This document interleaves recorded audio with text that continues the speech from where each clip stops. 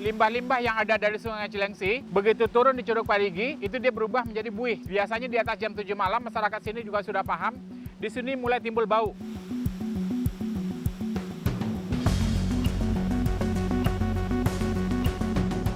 Visi kita adalah hidup aman dan nyaman bersama sungai. Karena kita sudah ditakdirkan hidup sekitar sungai. Kita harus hidup nyaman bersama sungai. Aman dalam hal kebencanaan, dan aman juga dalam hal pencemaran limbah industri dan limbah-limbah lainnya di sungai. Intinya adalah sungainya bagus, sungainya juga bersih dan jernih.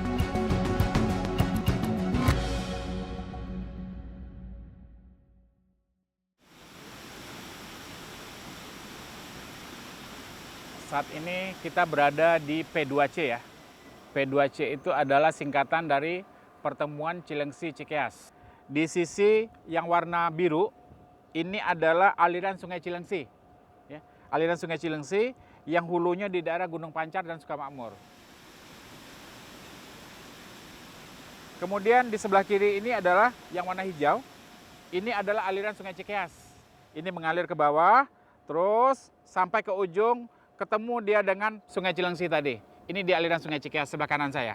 Ketemu di ujung sini. Setelah ketemu, berubah namanya menjadi Kali Bekasi. Fisiknya adalah seperti yang di lapangan sekarang. Pas ketemu, itu ujung sana adalah, depan saya adalah Kali Bekasi. Di sini kelihatan gradasi warnanya sangat jelas ya. Kalau saya melihat kondisi sungainya sudah ini ya, kayaknya sudah tidak sehat ya.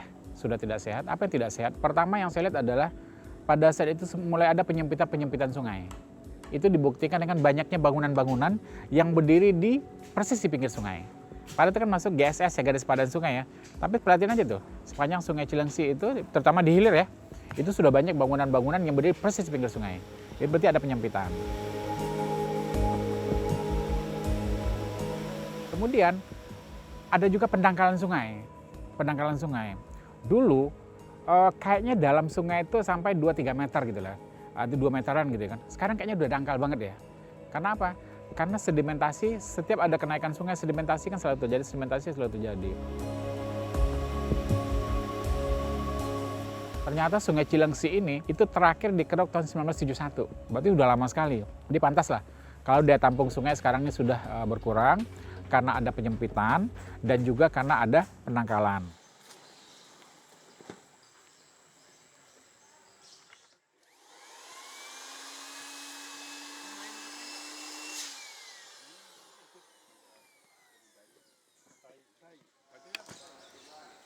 Assalamualaikum warahmatullahi wabarakatuh. Teman-teman semua, pagi ini kita akan melakukan susur Sungai Cikeas ya.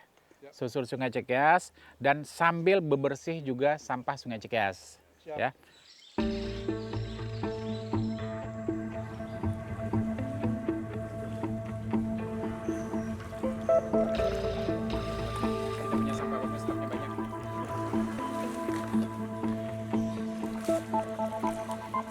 KP2C sering melakukan susur sungai ya. Susur sungai baik menggunakan perahu maupun dengan jalan kaki gitu kan. Nah, di sepanjang perjalanan tadi dari Jembatan Wikaka sampai Jembatan Cikuda hampir tidak ada pemukiman penduduk. Ya, saya ulang ya, hampir tidak ada pemukiman penduduk kan. Nah, tapi di situ ada 117 industri yang ada di pinggir sungai. Kalau menurut kami, pantauan kami di KP2C ya, pencemaran yang terjadi di Sungai Cilengsi ini lebih kepada limbah industri. Oke ya, kita cek ya coba ya, pH-nya berapa ya.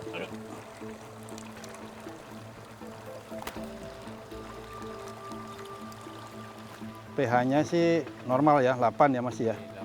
8. Cuman dari warna biru sama busa. Lagi bau ya? Bau. Jadi di sungai ini ternyata masalahnya ada dua. Ya. Ketika musim hujan kita disibukkan dengan banjir, tapi ketika tidak musim hujan kita juga didapatkan dengan pencemaran ya, pencemaran. Nah, pencemaran itu ada dua ya. Ada pencemaran limbah industri, ada pencemaran sampah-sampah domestik.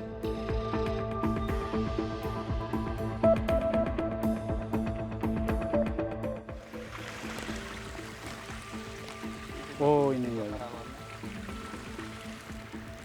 Nah itu langsung ke sungai, ke Cilengsi. Alirannya deras sekali. Pencemaran itu kapan terjadinya?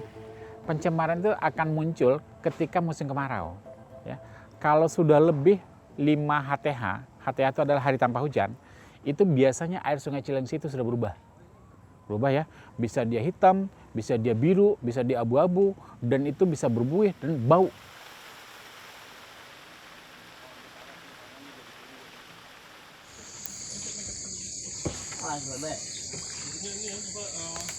Belah sini ngapa belah sini? Kotor itu belah sini.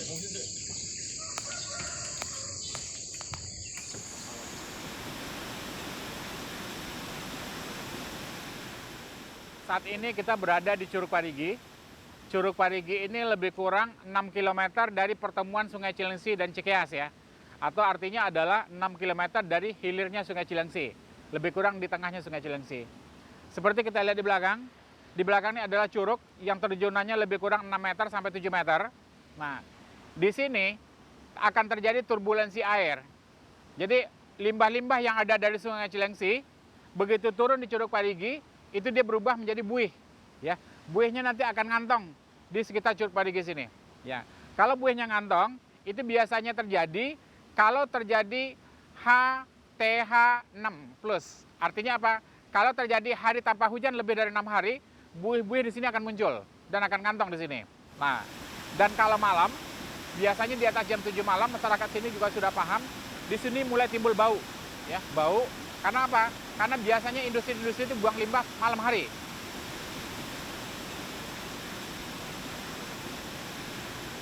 Dicek ininya apa? pH-nya. pH-nya berapa? Tapi pH-nya kayaknya nggak masalah, ini normal aja. Ikan sapu-sapu aja mati, Kang. Ikan sapu-sapu mati. Jadi ikan sapu-sapu yang kita kenal sebagai ikan yang kuat di air keruh, itu aja mati di Sungai Cilengsi gitu loh. Nah, bisa dibayangkan kan bagaimana parahnya Sungai Cilengsi ya. Nah, itu yang dirasakan diderita oleh masyarakat dari dulu sampai sekarang di Sungai Cilengsi. Dan sampai sekarang memang ada perbaikan, tapi belum signifikan.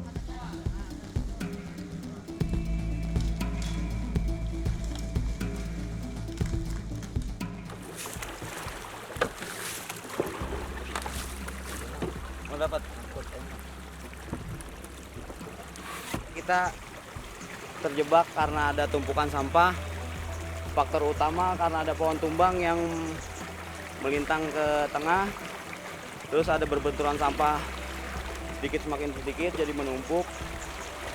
Terus kita posisi terjebak di tengah-tengah sampah untuk berusaha keluar dari tumpukan sampah ini. Beda lagi dengan Cikeas. Nah, kalau Sungai Cikeas itu hampir tidak ada limbah industri. Nah, permasalahan di Sungai Cikeas itu adalah sampah bambu. Nah, itulah sampah bambu ini yang tidak ada solusinya sampai sekarang. Bayangin Mas ya, kalau misalnya ada ketinggian muka air naik di Sungai Cikeas, itu akan membawa sampah bambu yang ratusan kubik banyaknya. Ya. Pernah sampah bambu itu nyangkut di hilir, itu panjangnya tahu nggak? 130 meter.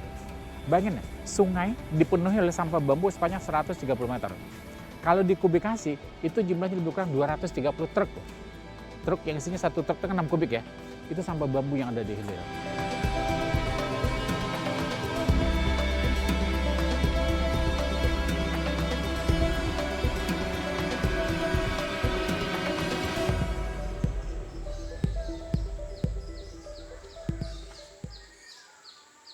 Menurut saya, masyarakat sudah tinggi kepeduliannya terhadap pelestarian sungai. Kami jarang melihat orang yang buang sampah ke sungai lagi. Karena edukasi-edukasi yang sudah kita lakukan ya, sangat jarang masyarakat yang buang sampah ke sungai. Tapi di Sungai Cikeas kita masih menemukan sampah-sampah ketika banjir datang.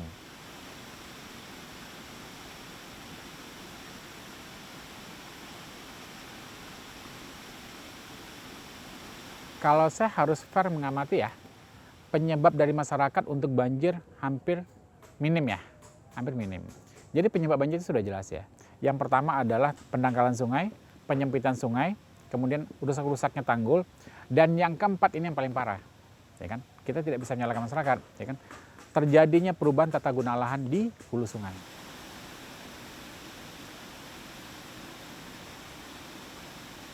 Dulu kalau seandainya banjir di hulu sungai, ya kan? 30%-nya mengalir ke sungai, 70%-nya meresap ke tanah kembali. Dulu ya. Nah, sekarang enggak. Sekarang ketika hujan di hulu sungai, kebalik. Hanya 30% yang meresap, tapi 70%-nya mengalir ke hilir. Nah, berarti apa? Berarti debit sungai itu makin lama makin naik, debit sungai makin lama makin naik. Ya kan? Nah, kalau menurut saya, walaupun itu akibat ulah oknum orang-orang ya, tapi bukan masyarakat. Itu biasanya pembukaan lahan yang skala besar ya, yang dilakukan oleh pihak-pihak tertentu gitu loh. Itu Kang. Jadi kalau saya jujur menilai, kalau untuk penyebab yang disebabkan oleh masyarakat, karena masyarakat buang sampah ke sungai, penyebab banjir, enggak.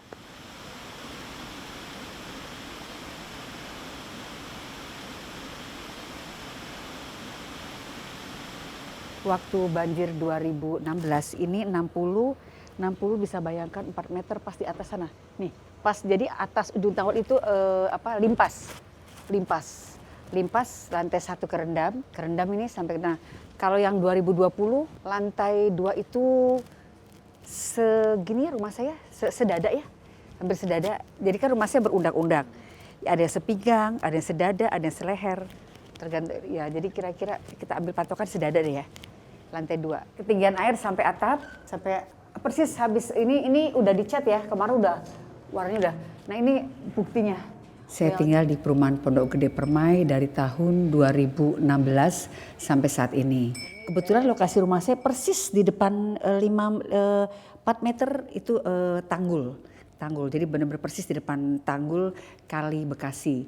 Nah, sebelum tempat saya ada pertemuan, ada namanya P2C, pertemuan Kali Bekasi, Kali Cilengsi dan Kali Cikeas. Nah, ini persis beberapa meter dari rumah saya.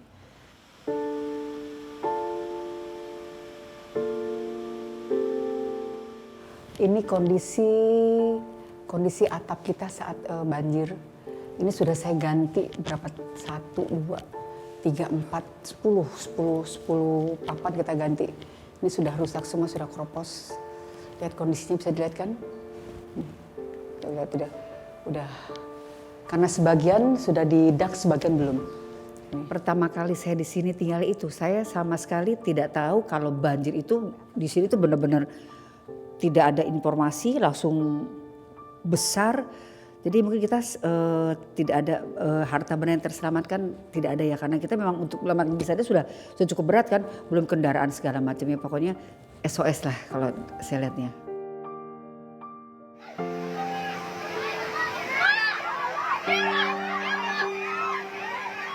La ilaha illallah, la ilaha illallah, la ilaha illallah. Itu surutnya agak lama, 2022 2 malam 1 hari baru surut. Kalau yang 2016 hanya satu malam pagi surut. Tapi yang 2020 2 malam 1 hari baru surut. Kita datangnya siang, nah 2 malamnya baru surut airnya.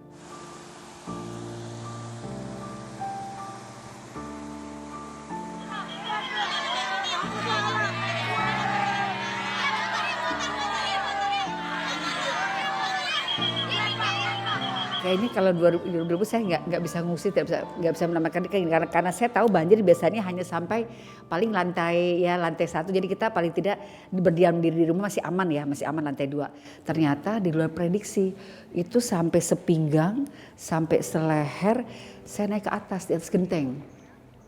Jadi saya dengan keluarga menyelamatkan diri, bongkar atas, di atas genteng saya berdiam diri selama 2 malam 1 hari di sana.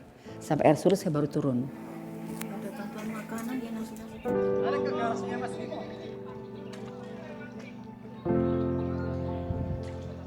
Saya mungkin mengalami shock yang luar biasa karena barang tidak ada yang terselamatkan. Saya baru pindah, jadi barang saya mungkin habis semuanya.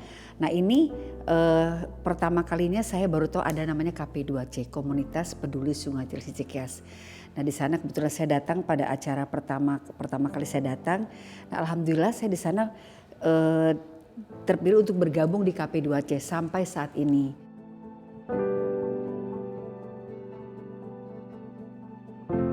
Ini kan tanggul lama ya, tanggul lama yang waktu sebelum adanya program normalisasi. Ya. Nah ini yang baru nih, yang baru lagi dibangun sekarang.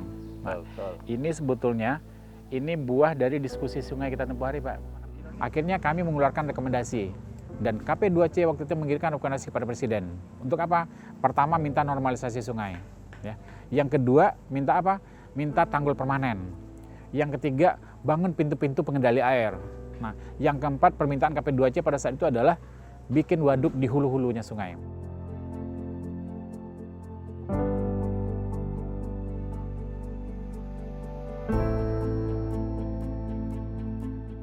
Nah, alhamdulillah dari 4 rekomendasi KP2C kepada Presiden pada saat itu sudah mulai direalisasikan oleh pemerintah. Ya, sekarang lagi berangsur nih tahap normalisasi ya. Tapi ini baru di Kali Bekasi. Sedangkan Sungai Cilengsi dan Sungai Cikas juga kena banjir. Nah, melalui kesempatan ini kami berharap dan kami mengingatkan pemerintah supaya segera melakukan normalisasi juga di Sungai Cilengsi maupun Sungai Cikas. Kalau bisa tahun ini dan paling lambat tahun depan.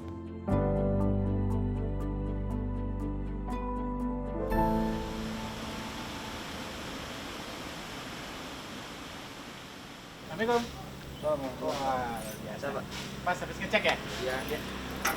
Saya mau ngecek CCTV sebentar dong. CCTV boleh? Yang di luar.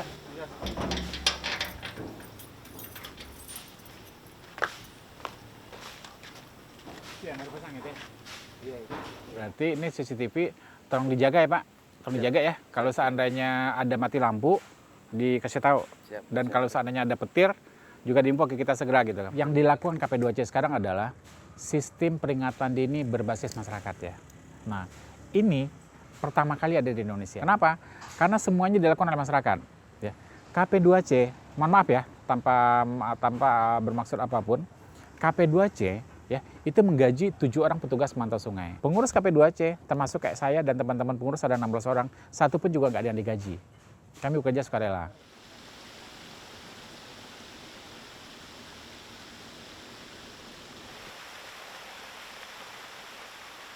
Jadi ini jalan kita sekarang, ya. Kalau seandainya angka TMA sekarang di bawah 200 ya.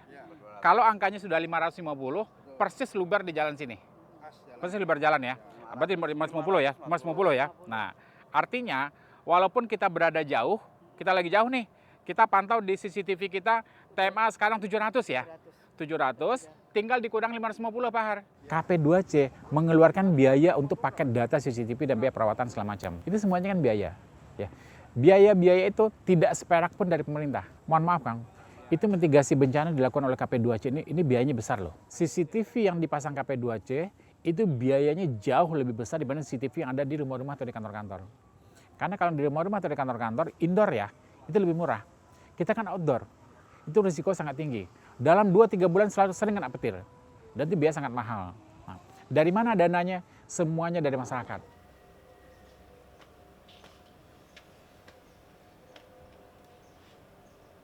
Kalau CCTV kita rusak, kita punya petugas manual di situ. Pokoknya informasi yang diperoleh oleh KP2C itu nggak boleh putus. Inilah menjadi concern kami. Kami itu betul-betul berbasis masyarakat, dan sampai sekarang belum ada pemerintah bantu kami. Dan kami juga tidak masalah ya. Yang penting adalah masyarakat merasakan keberadaan KP2C. Masyarakat merasakan manfaat yang dilakukan oleh KP2C. Dan yang paling penting, kami berharap supaya sebesar apapun bencana yang ada di lingkungan kami, ya kan, masyarakat tidak menjadi korban jiwa terutama gitu. Saya merasa KP2C sangat bermanfaat sekali karena pertama memberikan informasi yang rutin setiap hari, setiap saat, setiap waktu. Satu hari itu jam 7 sampai jam 5 itu kalau kondisi normal.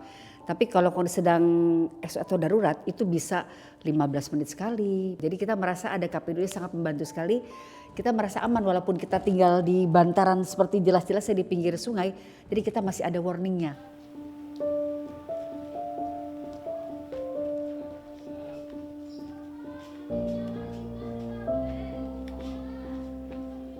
Dengan adanya KP2C kami jadi bisa mengetahui kapan misalnya ada banjir. Kita bisa tahu 6 jam sebelumnya.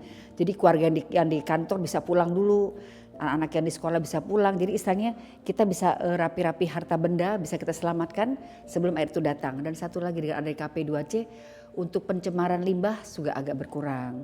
Karena KP2C kan juga mengurus soal limbah dan pencemaran.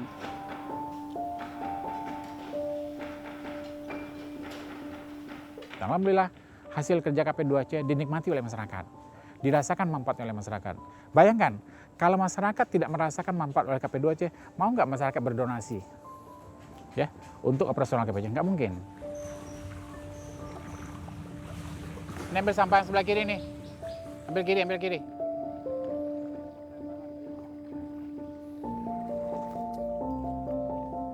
Selama ini, sungai itu kan dianggap sebagai sumber musibah. Selama ini sungai itu dianggap sebagai sumber bencana. Kami sekarang berusaha membalik image masyarakat tersebut. Sungai yang tadinya sumber bencana, sungai yang dianggap sebagai sumber musibah, sekarang kita jadikan sebagai sumber keberkahan.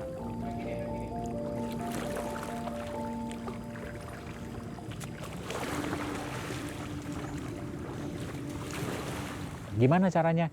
Kita bikin kegiatan-kegiatan yang membuat masyarakat cinta sungai. Kami sekarang lagi mencoba dari desa wisata ya, kebetulan saya juga aktif di desa wisata Bojongkulur, itu mencoba menjadikan kegiatan wisata air ini menjadi hiburan masyarakat. Jadi kegiatan susur sungai di desa wisata itu kami padu dengan kegiatan bebersih Sungai Cikeas. Jadi masyarakat tidak hanya sekedar hiburan, tapi mereka juga mengambil sampah-sampah yang ada di sungai. Alhamdulillah masyarakat senang dengan itu.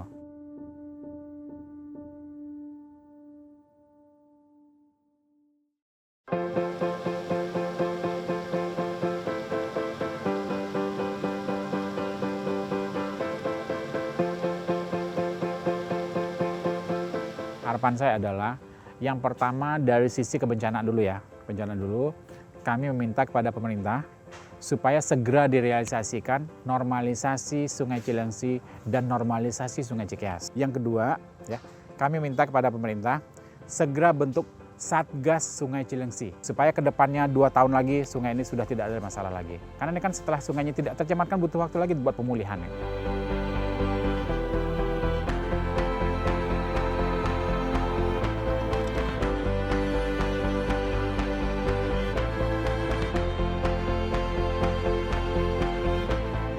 Kalau saya sih berharap tanggul diperkuat ya, tanggul diperkuat. Jadi istilahnya kita lebih merasa aman karena kita juga khawatir takutnya ini tanggul juga jebol, kekuatan air kadang di luar kemampuan manusia lah. Kayak kemarin tahun 2020 kan dahsyat sekali itu air.